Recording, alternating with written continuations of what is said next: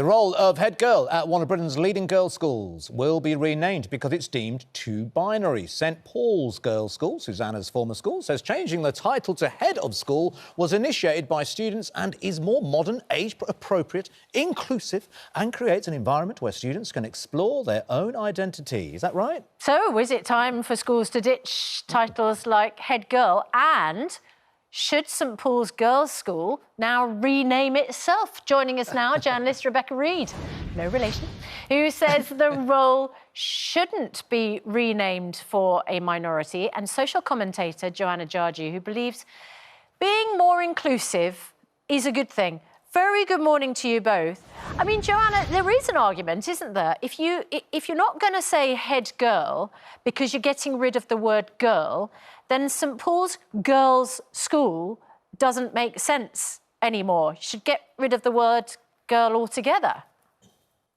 I think the difference with this specifically is the fact that there are some non-binary students that are in this school, and if they were to take up that role, I think that this just creates a level playing field where you eliminate the chance of those non-binary students potentially being misgendered. Yeah, I think it's important to have that level of neutrality. It's 7 out of 778 pupils. I wonder whether if there was a student who identified as non-binary, then you might change the name of the role.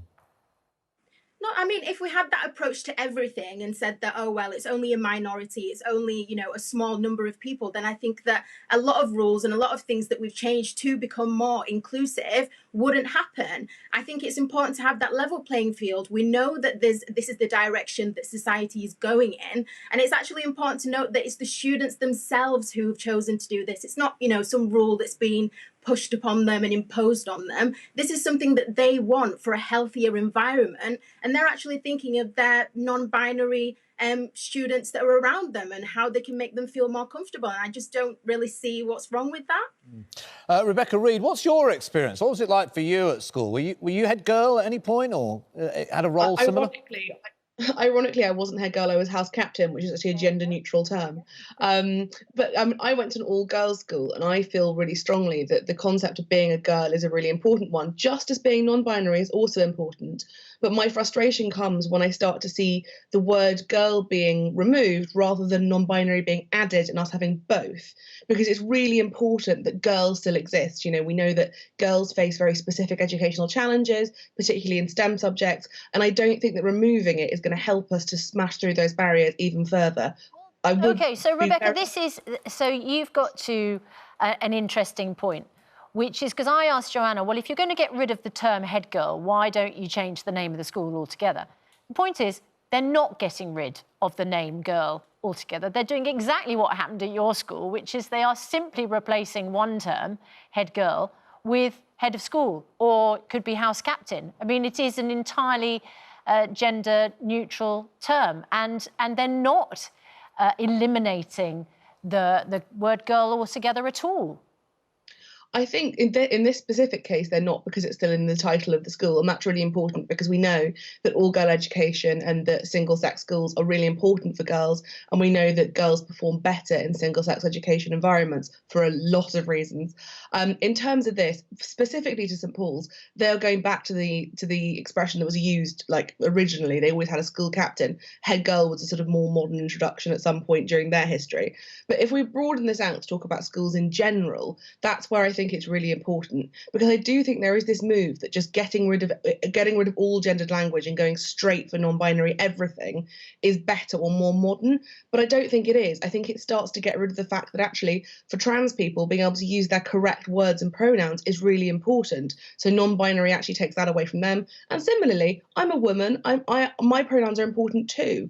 Everybody's pronouns are important, and we need to make sure that we've got non-binary, female, male, or anything else people need, but don't get rid of some of the... whether this has actually, sorry to interrupt, but just been exaggerated, because actually you're talking about, you just mentioned the word woman. We're talking about young women here, 17, 18 years old.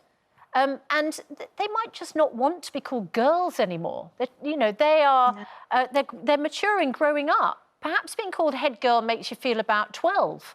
and actually being called house captain makes you feel a bit more grown up. Maybe it's just down to that.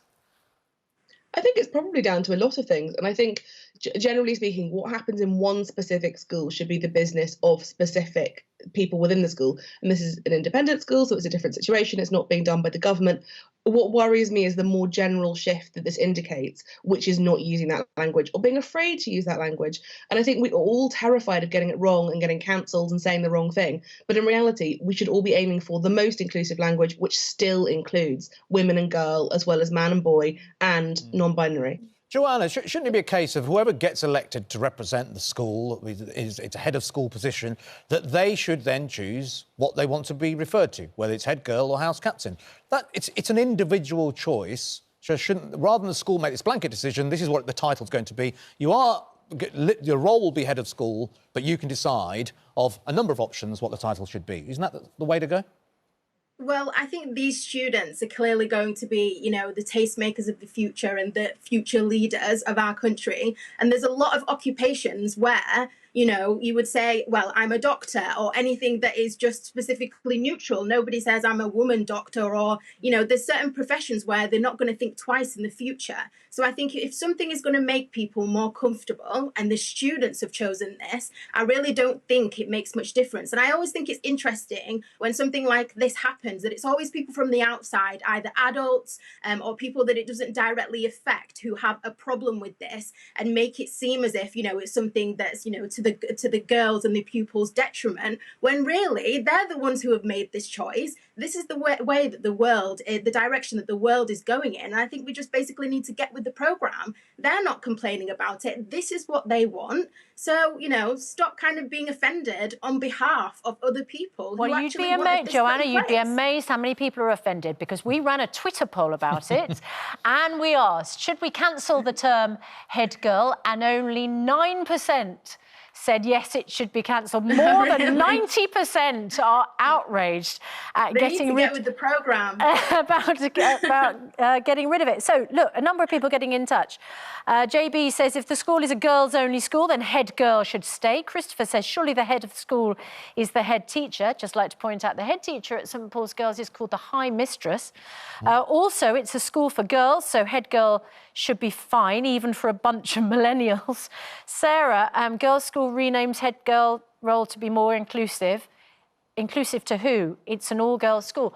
I wonder whether there's another point here, Rebecca, about this kind of rather old-fashioned idea about why we invest all this power in one... you know, I'm not saying that I was angry that I was never head girl, but one person elevated above the whole year? Isn't that rather an old-fashioned idea? I mean, I'm still bitter too. It clearly should have been me, and I'm shocked that it wasn't. And clearly they're all regretting it now, because I'm on TV.